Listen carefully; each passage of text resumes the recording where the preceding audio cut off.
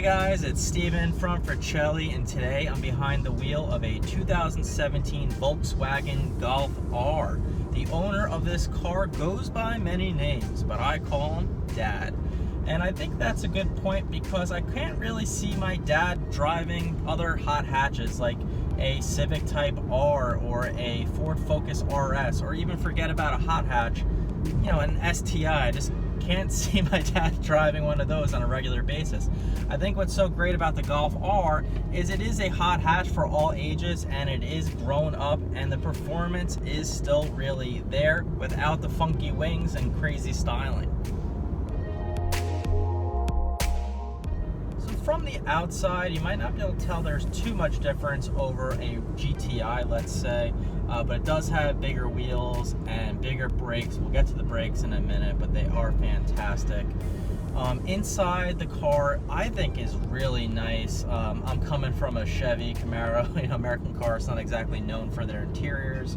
I think Audi has some of the best interiors in the game. Obviously, you're getting a Volkswagen here, so it's going to be a step down from that, but everything's really ergonomic, and I just think finished really nicely in the car.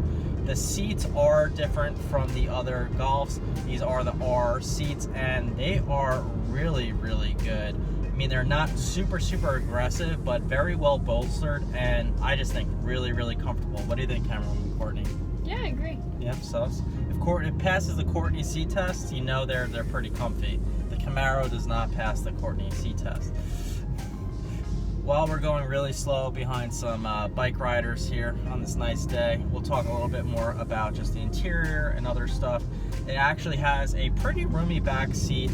I'm 5'9" for reference. You can see me sitting back there. And then I also had the driver's seat set to my regular driving position, again for reference. So, you know, if you're a huge person, yeah, the back seat might be a little tight, but it's pretty comfy for an adult.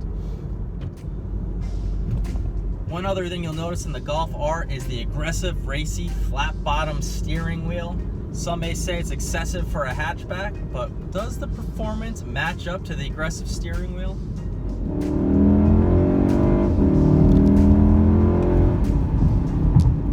Alright, I have it in R mode, but before we really punch it, I'll talk a little bit about the specs and performance of the car. It is a turbocharged 4-cylinder engine, so a very modern engine in that respect. It does have 292 horsepower, and it is quite torquey at 280 pound-feet of torque. Nice little engine, and this is mated with the dual clutch transmission. They call it the DSG. It's the same engine and transmission that you could get in the Audi S3, so you're also getting the performance of that car with a little bit of a discount, just swapping out the Audi badge for the Volkswagen, and of course a little bit of fanciness in the interior.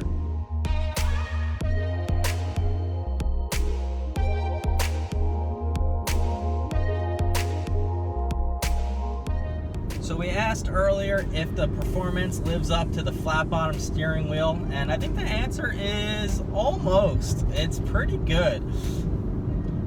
Hitting the stop sign here, but we'll put it down. And definitely some turbo lag, but when it hits, it hits. And this transmission is snappy. Man, those lightning fast shifts out of this thing. Really, really impressive gearbox here. Sorry, I had to pay attention because this thing is moving pretty quick. Yeah, the gearbox is fantastic. Let's test the brakes. Woo! These are like race car brakes, man. Hold on, camera with Courtney. We're reaching a dead end here. Oh no, this one. Oh man, this thing corners really well too. Look at that. Boom. So definitely sliding a little bit in the seats there. They're not super bolstered, but really good. I don't put a ton of weight into 0 to 60 times, but this thing is pretty quick. 0 to 60 in 5.2 seconds. I think after my first just impressions of driving the car a little hard, as I just mentioned, the transmission and the brakes are really the standouts here, but also it turns really well. I think where this car really shines is a snappy downshift right before a tight turn and just gripping it, and then a snappy upshift once you're pulling out in a straight line. It's not going to blow you away in straight line acceleration or on a straightaway, but this thing is really, really fun and really, really good in the curves. So we talked about the cornering and the handling, which are superb. The transmission really is quite impressive. Brakes, phenomenal.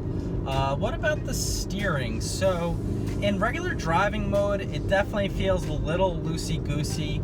It definitely, though, gets more focused in the race mode. Maybe I'm just used to the Camaro that has just incredible steering, but there's definitely a little bit of, you know, even in the race mode, a little bit of deadness in like the little stuff here. The steering is very good, but it doesn't impress me as much as the chassis and the handling, the transmission for sure, the brakes for sure.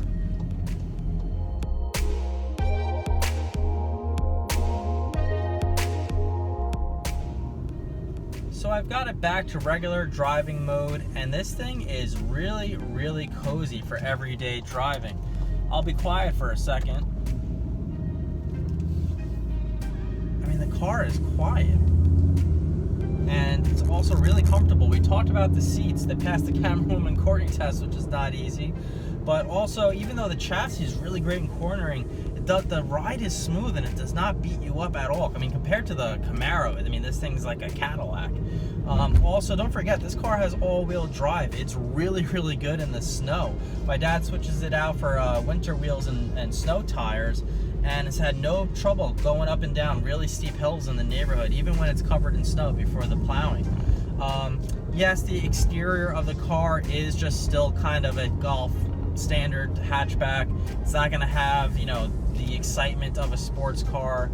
While it is quiet, you don't, the engine also, I think they pipe in noise from the stereo actually. There's really no drama with a 4-cylinder turbocharged. So there is some trade-offs for that, but in terms of everyday drivability, I mean, this thing is really, really gentle and really, really easy to live with. You got the hatch in the back for storage, you got the back seat.